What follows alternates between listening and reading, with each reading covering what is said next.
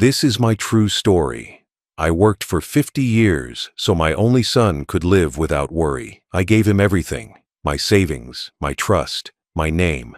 I thought I was securing his future, but I was digging my own grave. One day, I found out every loan, every debt, every unpaid bill had my signature on it, forged by the same hands I once fed. I lost everything overnight. But I didn't scream, I didn't beg, I waited. And when the time was right, I turned his game into my justice. Before I tell you what I did, tell me where you're watching from and what time it is right now. And please subscribe so my stories can reach more people. I spent most of my life working for one reason, to give my son a better start than I ever had. My hands knew nothing but labor, my back nothing but weight, yet every ache felt worth it when I saw him smile. I built a small business from nothing, fixing and trading old machines in a shed behind our house. I remember waking up before sunrise, oiling the tools, checking every receipt twice because every penny mattered. My wife used to call it stubborn pride. I called it responsibility. I wanted my boy to grow up in a world where he didn't have to struggle like his old man did. When he was young, he'd sit on the workbench, swinging his legs while watching me repair old engines. I'd tell him, "This is for you. One day, you'll run this place." And he'd nod, his small face lighting up with excitement. I gave him everything I could, a good education, a home, and the confidence I never had.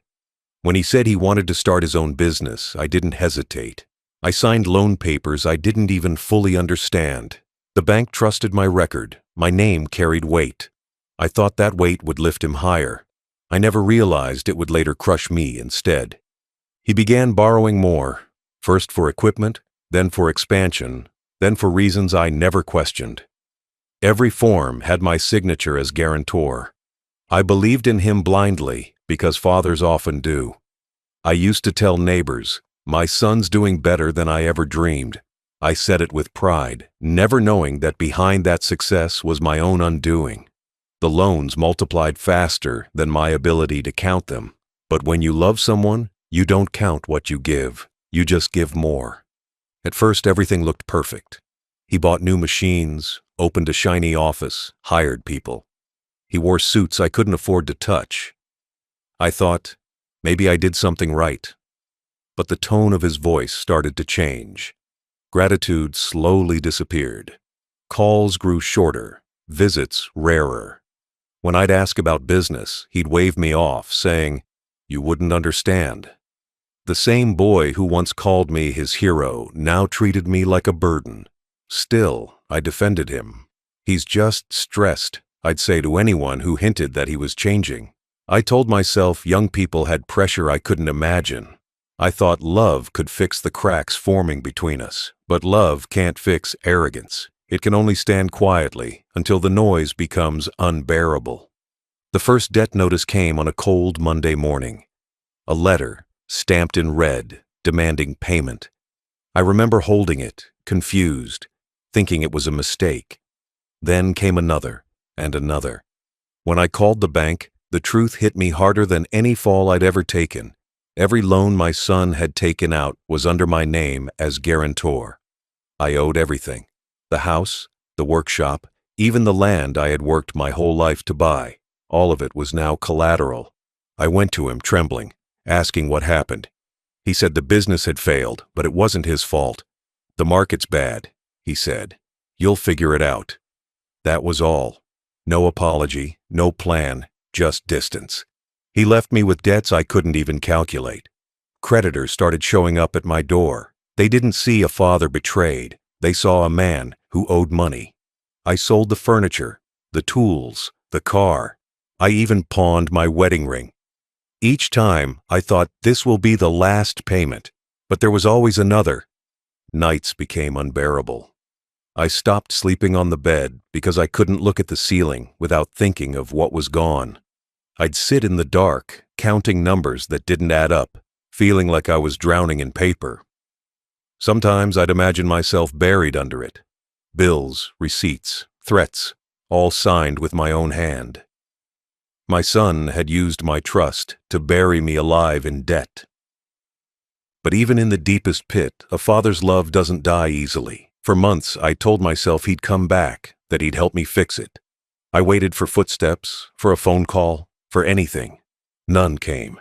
The only sound was the wind rattling through the empty workshop. One night, I sat with a candle and the last of the papers spread out on the table. My eyes burned. My hands shook. But through that pain, something inside me shifted. I realized I could either die under the weight he gave me or stand up and make that weight crush him instead.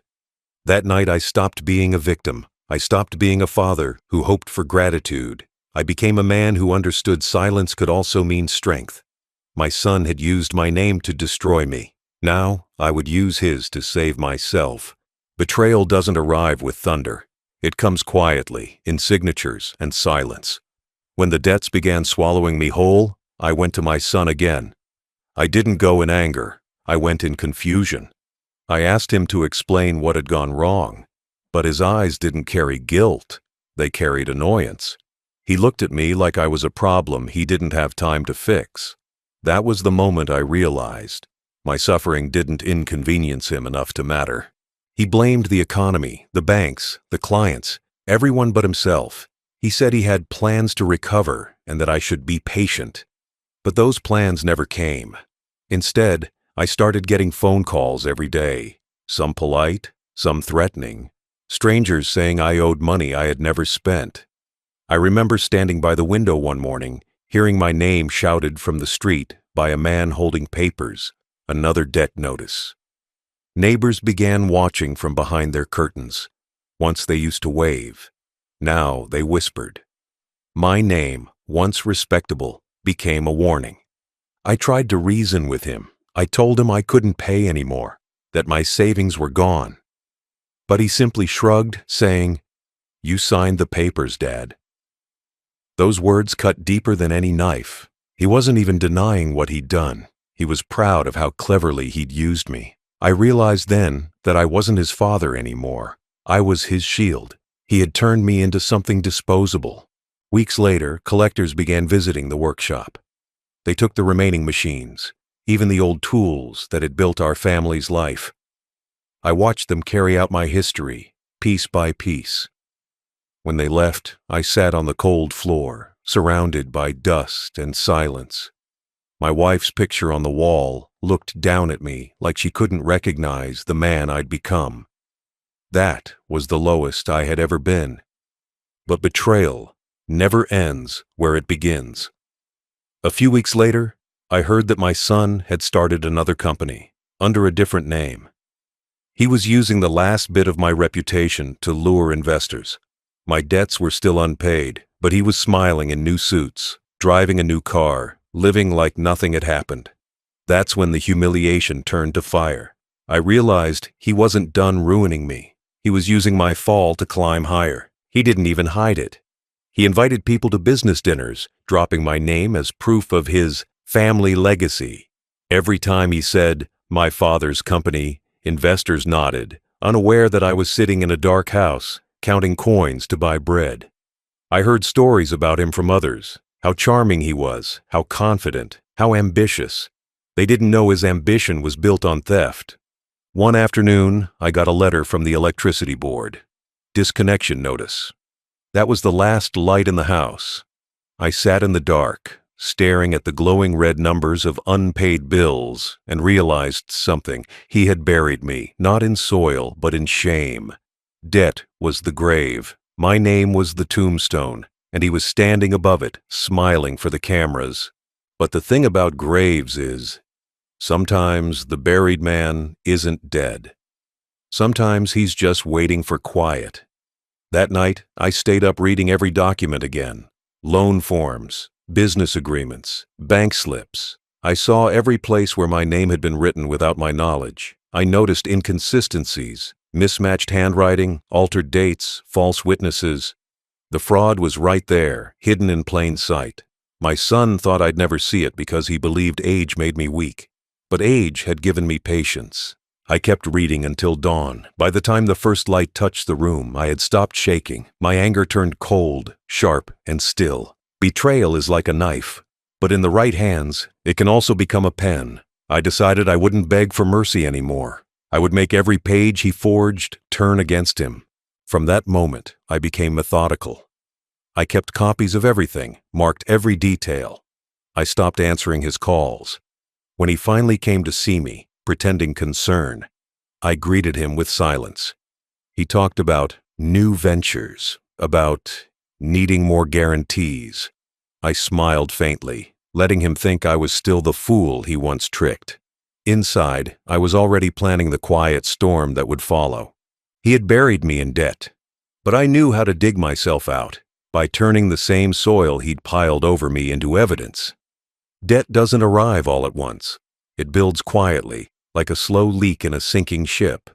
Each week brought a new letter, a new number stamped in red ink, a new reminder that my name was now worth less than paper. I used to open the envelopes carefully. Later, I stopped opening them at all. I already knew what they said. The banks had taken everything I worked for, the business, the savings, even the small house that once echoed with laughter, all gone. What remained was silence, and the weight of shame pressing heavier with every passing day. The worst part wasn't the money. It was the humiliation. People I had helped years ago crossed the street when they saw me. The grocery clerk avoided eye contact. Even the mailman stopped lingering at the door. Debt makes you invisible. It turns your existence into an inconvenience. I became that old man who lost everything. But they didn't know how. They didn't know who had signed those papers. They didn't know that the person who destroyed me shared my blood. There were nights when I couldn't sleep, not because of fear, but because of memories. I'd close my eyes and see my son as a child, running barefoot through the backyard, laughing, calling my name. And then I'd open my eyes and see the man he'd become, distant, cold, unapologetic. It was as if I had raised a stranger. He had buried me alive, not under dirt, but under documents. My grave was made of signatures. My coffin was made of trust. I remember one winter evening when the last of my belongings was taken. The collector walked through my house like a tourist, pointing at things I once owned.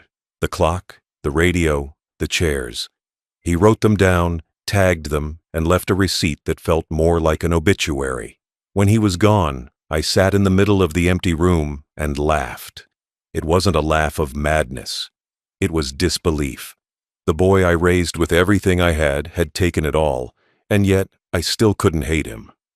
Hunger became my companion. I'd boil tea just to feel warm, even when there was nothing to eat.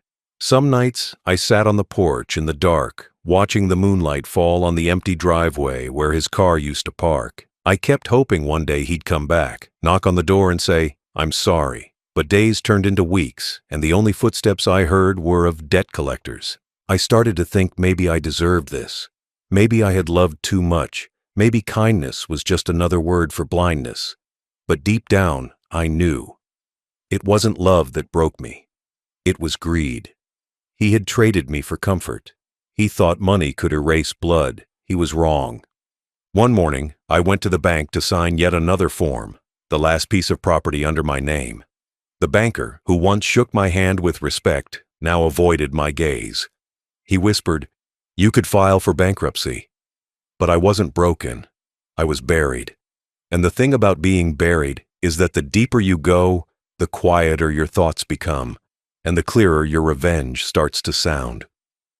When I returned home that evening, the wind had blown the last unpaid bills off the table. They scattered like white leaves around the floor. I picked one up and stared at it for a long time. For the first time, I didn't see failure. I saw proof. Proof that my son had left a trail written in my handwriting, but not by my hand. I began to notice the patterns, wrong dates, different pens, altered signatures. It was there, the truth, hidden beneath my own name. He had used me not once, but dozens of times. He had borrowed, forged, signed, and lied. Every single debt was a lie written with my faith. And that was when it hit me. I wasn't just a victim, I was the evidence. That night, I pulled the old filing box from under the bed. I lined up every document under a lamp and began marking each inconsistency. My hands shook, but not from fear, from purpose. I realized I wasn't going to die buried under debt. I was going to climb out of it and use the same dirt he threw on me to build his downfall. For the first time in years, I slept soundly. I had nothing left to lose, and that's the most dangerous freedom of all. That night was different. For years, I had felt like a ghost trapped in my own house, alive but unseen, breathing but powerless. But something shifted deep inside me. I no longer wanted pity or forgiveness. I wanted closure. I wanted to reclaim my name, the one my son had buried under mountains of false papers. The candle beside me flickered, casting light over stacks of debt notices.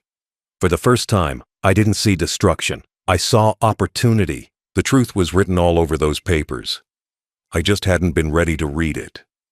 My son had signed my name, moved money through fake accounts, and used my trust as his signature.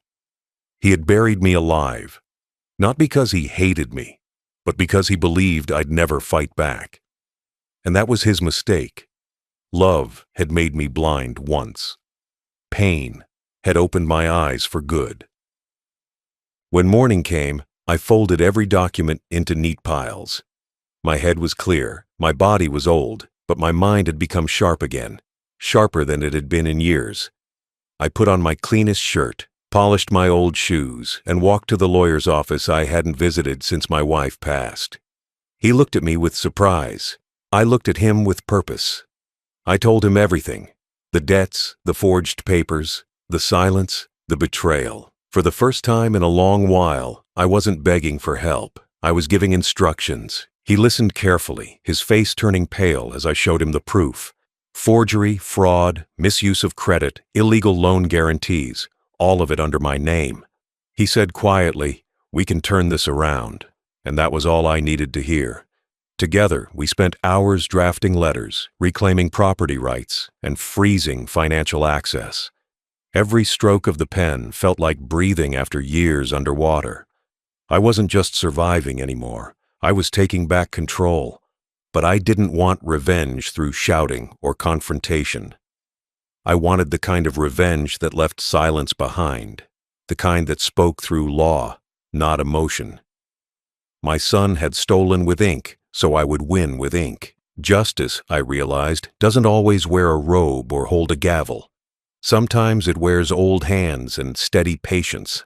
That week, I gathered everything: birth certificates, land deeds, loan agreements, old photographs. My wife's handwriting was still on the edges of some documents. She had always warned me, never give away more than love can cover. I hadn't listened, but maybe now, even from her grave, she was helping me make it right. I made 3 copies of every file, one for the lawyer, one for the bank, and one for myself. Every signature of his was proof of his betrayal. Every false witness line was a nail in his own coffin. I called the credit agencies and filed formal disputes. Some laughed at first. Old men rarely scare banks. But by the time I mentioned evidence of forgery, their tone changed. They asked for meetings, records, details. I gave them everything. Slowly, the tide began to shift. Debt collectors stopped calling. Letters turned from threats to apologies. It took weeks, but the storm began to calm. The weight that had crushed me for years was lifting, not because the debt vanished, but because the truth finally had a voice.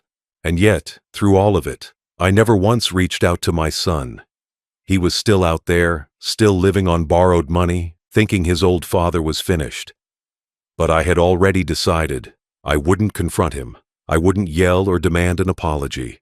I would let the world teach him what I no longer needed to say. That was the turning point, the night I stopped being his victim and became his reckoning. I realized justice isn't about making someone suffer. It's about making them face what they created. My son had buried me in debt using my name. Soon, he would watch that same name rise, not as his foundation, but as his downfall. When I walked home that evening, the wind felt lighter. The sun was setting, painting the sky in the same colors my wife used to love.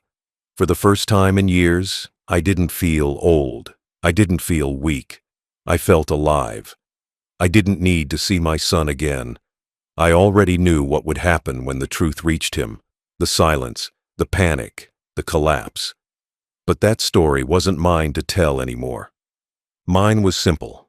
I had lost everything, and I had found peace in what was left. My mind, my will, my name. That night, when I blew out the candle, I whispered to myself, "It begins." A plan born from silence is always the most dangerous kind. I didn't tell anyone what I was doing. Not the neighbors, not the lawyer, not even the old friends who occasionally checked in to see if I was still breathing. I wanted no pity, no interference, no advice. This wasn't a rescue, it was a reckoning. The night I decided to act, I looked around my small, half-empty house and whispered to myself, "He used my name to destroy me. Now I'll use his to build something new." The first step was understanding every corner of the trap he'd built. I spread out all the documents across my dining table: contracts, emails, payment slips, fake signatures. My eyes moved from one to the next, like a detective piecing together a crime scene. It wasn't random, it was structured theft. He had used my credit to get loans, shifted funds between accounts, then defaulted, leaving me holding the burden. But there was a detail he had missed. Some of those accounts, opened fraudulently, were still active in his name. That was the key. I spent weeks studying those transactions, tracing patterns, learning the system that had once crushed me. I wasn't a businessman anymore. I was a strategist. I visited my lawyer every other day, sometimes twice. Together, we rebuilt my financial identity from the ashes. We drafted new agreements, filed formal reports of misuse, and prepared quiet legal filings against my son, but under corporate clauses, not criminal ones. This wasn't about punishment, it was about exposure. The turning point came when we discovered that my son had recently used one of those fraudulent accounts to buy property, using a mix of personal and business funds. Because the original account was technically registered under my guarantee, the ownership could still be legally challenged. And so, with a single signature, I filed a claim that froze the entire transaction. It was poetic. He had used my name to buy it, and now I was using that same name to take it back. Days turned into weeks as documents passed hands in silence. Every time he moved money, the bank flagged it. Every time he tried to transfer property, a notice appeared. He had built an empire out of shortcuts and deceit. I was now turning those same shortcuts into traps. My lawyer called it legal poetry. I called it justice. But I didn't stop there. I knew humiliation had to come in silence. No shouting, no confrontation. Just truth, undeniable and final. So I began filing paperwork to reassign portions of my late wife's inheritance, assets my son had ignored for years, into charitable trusts. I made sure every document listed his name in the transaction history, so when auditors traced it, they'd see exactly where it came from. When his name appeared on those reports, it would look like generosity. But behind that illusion, his credibility would vanish. While the legal wheels turned, I prepared the emotional part. Detachment. Revenge only works when you no longer care about being seen. I stopped checking his social media. I stopped asking mutual friends about him. He didn't deserve space in my thoughts. I replaced anger with focus. Each morning, I brewed tea and reviewed paperwork instead of old memories. Each night, I read the Bible or an old novel. Not for comfort, but to remind myself that even the most broken stories can find an ending worth telling. Then came the call I'd been waiting for. My lawyer said, "It's done." The debt tied to my name was cleared. Every fraudulent account had been transferred back into his liability. Every legal thread he thought he'd cut had looped around his neck instead. I didn't laugh, didn't smile. I just felt stillness. That was enough. A few days later, he tried to reach me. Emails, missed calls, even letters. I never responded. I didn't need to. The law had already spoken for me. His empire began collapsing under its own lies. Investors pulled out. Partners demanded explanations. The same arrogance that once made him untouchable now made him infamous. For the first time in years, I walked outside with a straight back. The neighbors, who once pitied me, now nodded with quiet respect. They didn't know what I had done, but they could see peace on my face. They could see the weight was gone. The plan had worked, not because I destroyed him, but because I restored myself. I was no longer buried in debt. My name was clean. My silence had spoken louder than his cruelty ever could. That night, as I sat by the window, I made tea, slow, deliberate, calm. I sipped it and smiled faintly. It was the taste of freedom, of patience rewarded, of lessons learned too late but lived fully. My son had buried me once. I had risen quietly and left him to face the echo of his own choices. The world has a way of flipping when you least expect it. The same man who once called me a burden now found himself begging for relief. The same name that had brought me shame now became his downfall. That was the beauty of truth. It doesn't rush, but it never forgets its way home. It started with the banks freezing his accounts. Overnight, the cards that once fed his pride turned useless. He couldn't withdraw, couldn't transfer, couldn't even pay his bills. Every door that once opened with his signature now stayed locked. He had spent years walking over others, believing power was permanent. Now, he was the one being walked past, invisible, forgotten, and desperate. The calls came again, dozens of them. First angry, then pleading. But I never answered. I had spent too many years answering calls that weren't mine to take. He wanted to talk. I wanted silence. And silence has a language that even guilt understands. His friends began turning away, one by one. The same people who once praised his success refused to meet his eyes. Business partners removed him from projects. Creditors demanded repayment. The name that once opened doors now closed them all. He had used it to bury me, and now it buried him instead. The newspapers eventually caught the story. A businessman exposed for financial fraud and family betrayal. They wrote about the forged papers, the loans, the lawsuits. They didn't know my part in it, and I didn't need them to. My revenge was not in the headlines, it was in the balance of justice finally restored. One afternoon, my lawyer called. "He's trying to negotiate," he said. "He wants to meet." I didn't reply. There was nothing left to say. I had already met him. In every sleepless night, every humiliation, every letter from a collector that called me a liar. That version of me had died. The man who survived no longer owed anyone explanations. Still, I allowed one final letter to be sent, not from my heart, but from my lawyer's office. It contained a single sentence. "You once buried me in debt. I've returned the favor. Only legally. No threats, no anger, no curse, just a mirror held up to his choices." Weeks later, word spread that he had sold his car, his watch, even his furniture to pay the damages. The empire he'd built on borrowed pride had turned to dust. He moved into a small apartment far from the city, a shadow of the man he used to be.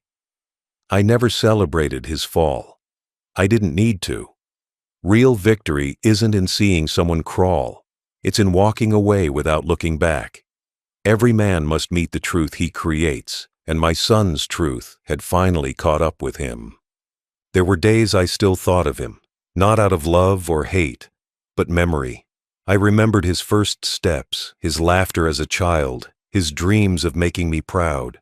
Somewhere along the way, he forgot the difference between pride and greed. Somewhere, I forgot that love without boundaries becomes permission for cruelty. We both learned, but only one of us learned in peace. My lawyer told me the legal process was closing soon, that the final settlements were complete. My name was clean, my debts erased, my record clear. I was free, something I hadn't been in decades. The papers I once feared now stood in my defense. Silent proof that even age cannot silence justice. One evening, I took a long walk through the quiet streets. The air was cool, the world calm. I saw a group of young men laughing outside a cafe, confident, careless, full of future. For a moment, I saw my son among them, the way he used to be before money twisted him, before greed replaced gratitude. I closed my eyes and whispered, "May they never forget their fathers."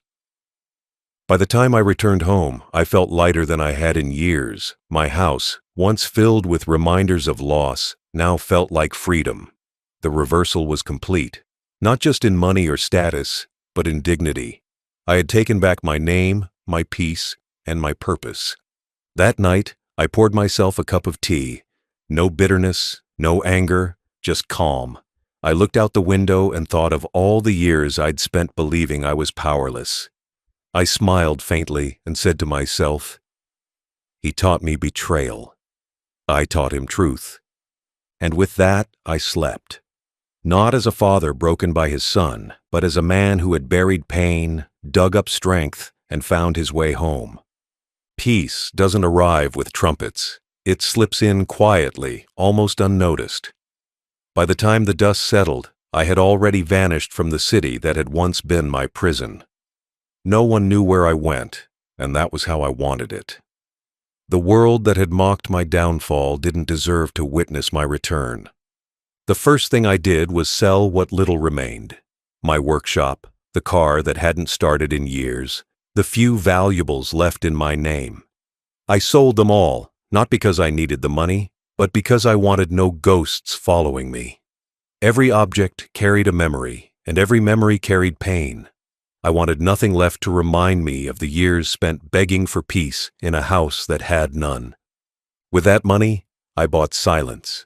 A small house, hidden behind trees, where no one knew my past or my son's name. The neighbors didn't ask questions, and I didn't offer answers. To them, I was just another old man who enjoyed feeding birds and sitting by the window. To me, I was reborn, a man without chains. Meanwhile, news traveled like smoke. I never sought it, but stories have a way of finding the people they belong to. My son's company collapsed under its own weight. He had lost not just money, but trust. And trust, once broken, never rebuilds the same way. His friends abandoned him, his reputation disintegrated, and even his arrogance found no one left to listen.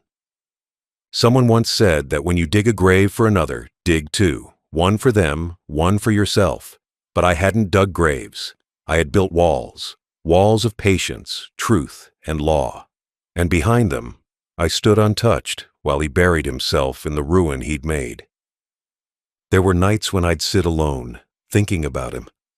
I'd wonder if he'd ever understood why I'd done what I did. Not for revenge, not even for justice, but for peace. Because peace isn't a gift you receive. It's something you reclaim when everything else is gone. In the quiet of that new home, I found comfort in routine. I'd wake up before dawn, make tea slowly, and watch the sunrise paint the sky. I didn't rush, didn't hurry. I'd walk to the market, exchange smiles with strangers, and come home to an empty house that no longer felt lonely. It felt earned. Every month, I received letters from my lawyer, updates about the final legal closures. One envelope contained the last confirmation. All debts cleared, all titles secure, all names restored. My name, clean, bright, unshaken. I held that letter for a long while, tracing the printed words with my fingers, as if they were carved on stone. That paper was my resurrection. Proof that a man can rebuild himself even after his own blood tries to ruin him. Sometimes I imagined him seeing my signature again, perhaps on those same papers that freed me. Maybe he realized, in that moment, what it meant to underestimate the man who once raised him. Maybe he saw that the old hands he mocked still had strength, not for fighting, but for writing the truth. The neighbors often saw me smiling and must have thought I was a happy man. They didn't know the price of that smile. The years of betrayal, the silence of humiliation, the nights of cold tea and colder regret. But I smiled anyway, not because I'd forgotten, but because I had survived. One evening, while sitting by the window, I thought about all the lessons life had given me, not through words, but through wounds. I learned that love without respect is poison. I learned that trust, once broken, can't be rebuilt with apologies. And I learned that revenge, when done with wisdom, isn't cruelty, it's closure. By the time the sun set that evening, I realized something. I wasn't just free of debt. I was free of dependence. The same man who had once begged his son for kindness had become untouchable, not through anger, but through wisdom. That night, I slept peacefully, with no ringing phones, no letters, no guilt. Just silence. Soft, honest silence. And in that silence, I found something I had lost years ago. Dignity. He had buried me in debt, yes, but I had paid it off.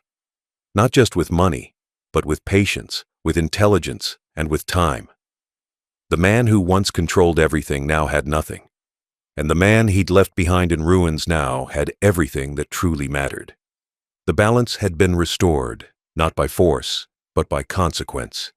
And as I drifted into sleep, I smiled and whispered, "The debt is paid, in full." Freedom came quietly, like a slow sunrise over still water.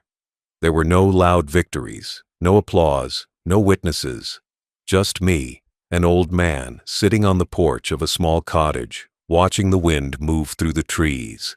After years of noise, debt collectors, shouting, disappointment, silence became the sweetest sound I'd ever heard. The house I bought wasn't big, but it was enough. A single bedroom, a small kitchen, and a wooden table by the window where I spent my mornings drinking tea. I didn't need more than that. The walls didn't carry anyone else's anger, and the air didn't taste like guilt. For the first time in years, I could breathe without feeling like I owed someone that breath. My neighbors were kind. Simple people who didn't care about money or titles. They waved every morning and sometimes left fresh bread by my door. They didn't know my story, and I didn't tell them.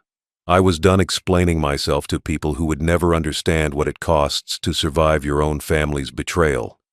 Each day started the same way.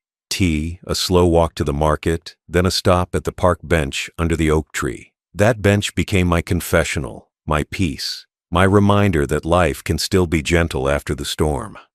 I'd watch children play and wonder if their fathers ever thought about how fragile love is.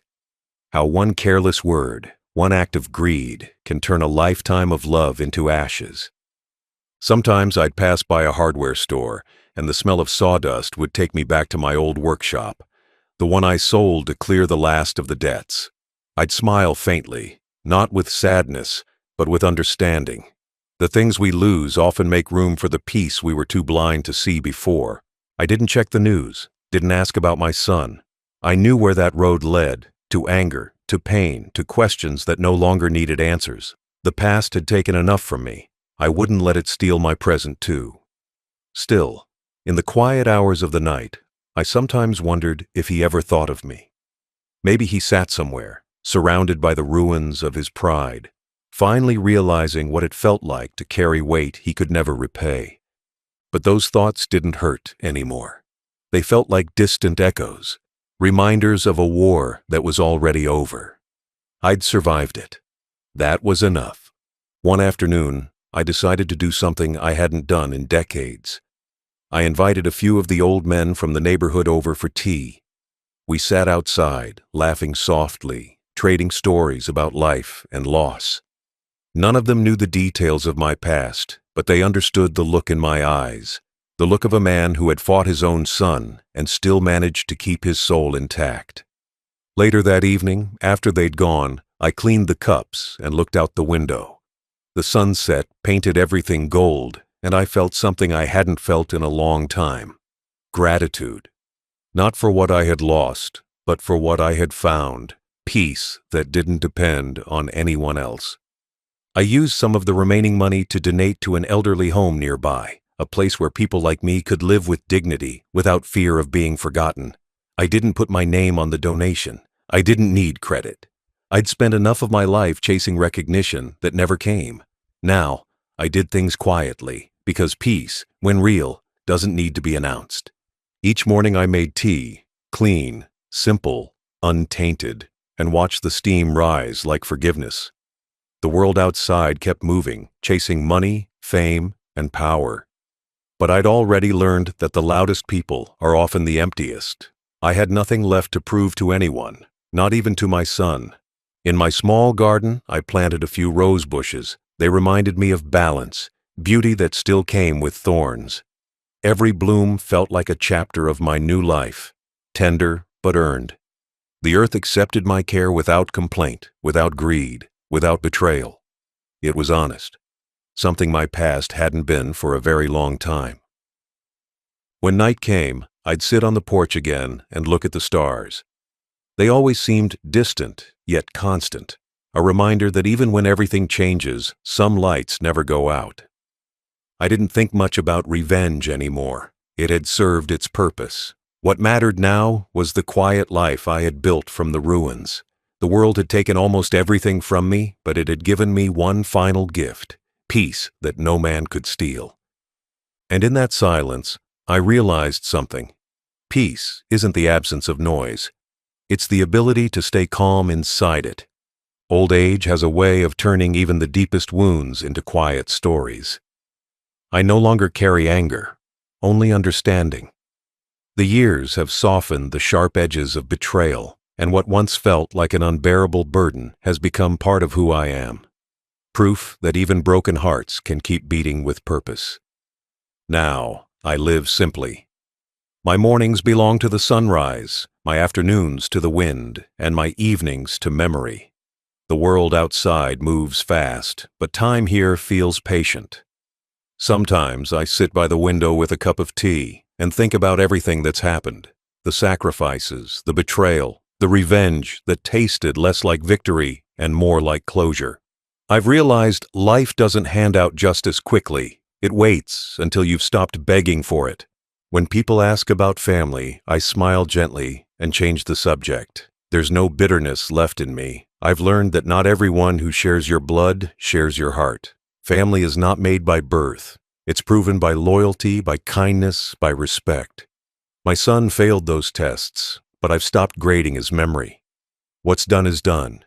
In the quiet, I've also learned to forgive, not for his sake, but for mine. Forgiveness doesn't mean welcoming someone back. It means letting go of the weight they left behind. I forgave him when I realized my peace mattered more than his apology. Some people never change, and that's all right. You just stop expecting them to. Every once in a while, I think about what I'd say if I saw him again. I used to imagine it would be a grand moment, him kneeling, apologizing, crying. But now I know I wouldn't need any of that. If I ever saw him again, I'd simply nod and walk away. Because when you've made peace with the past, you don't need an audience for your forgiveness. There's a calmness that comes after survival, a silence that doesn't ache anymore. I sit by the sea sometimes, watching waves crash and pull back, and it reminds me of life, how even the strongest tides eventually retreat. My anger used to be a storm, now it's just a ripple in the water. I've also come to realize that dignity is the most valuable thing a person can own. Money fades, property changes hands, but dignity, once reclaimed, never leaves again. That's what I fought for, what I rebuilt. Not wealth, not revenge, but the right to look at myself in the mirror and feel proud again. Some nights I still dream about the past. I see myself sitting at that old table, counting bills I didn't owe, begging for understanding that never came. Then I wake up and see the life I built now, quiet, clean, mine, and I realize I've already won. Not against him, but against the version of myself that once thought I couldn't survive without his approval. I've met other old men at the park, men with stories like mine. Some were betrayed by sons, others by friends, brothers, or wives. We sit together, not in pity, but in recognition. We laugh, we share tea, and we remind each other that survival is its own form of revenge. No one walks away from betrayal unchanged, but those who endure it with grace walk away unbroken. Sometimes I see young fathers walking with their children, and I silently pray that they'll raise them differently. with love that teaches respect, not entitlement. Because love without respect always turns poisonous, and no amount of money, power, or success can heal the wound left by your own child's cruelty. I don't know what became of my son. Maybe he found work again, maybe he didn't. Maybe he still blames me, or maybe he finally understands. But that's not my story anymore. My story ended the day I walked out and chose peace over pain. He buried me in debt, and I buried him in silence. We both got what we created. As I sit here now, watching the last light of day fade, I feel a strange kind of peace. The kind that only comes when you've lost everything and built yourself back from the ashes. I'm not angry. I'm not bitter. I'm just free. If I could speak to anyone listening right now, I'd say this. Don't wait for others to give you respect. Earn your own peace. Build it, protect it, and never let anyone take it from you. Because at the end of life, when the noise fades and the world quiets down, peace is all that remains. Final thought. He buried me in debt using my name. I paid it off using his. And then I used my silence to buy peace no amount of money could ever match.